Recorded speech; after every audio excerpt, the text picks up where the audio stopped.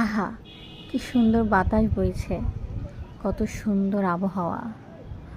আমরা শুধু কালবৈশাখী ঝড়টাকেই দেখি, আর ঝড়ের পরে যে দুর্যোগ অবস্থা সেটাকেই দেখি।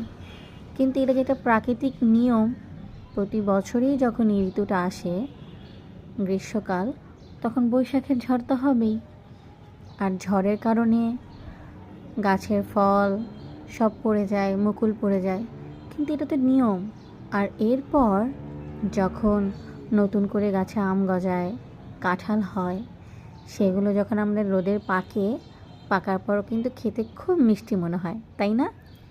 কিন্তু দেখেন, আমরা সেটাকে আশীর্বাদ হিসেবে গ্রহণ করলেও ঝড়টাকে যেন কেন পছন্দ হয় না। কারণ কেউ তার কমফোর্ট জোন থেকে বের হতে চায় না। সবাই চায় যেন সব সময় প্রত্যেকক্ষণের জন্য ভালো থাকতে পারে। কিন্তু আল্লাহ একটা কথা বলেছেন, পবিত্র কোরআনে বলা আছে, কষ্টের মাঝেই স্বস্তি রয়েছে। আলহামদুলিল্লাহ।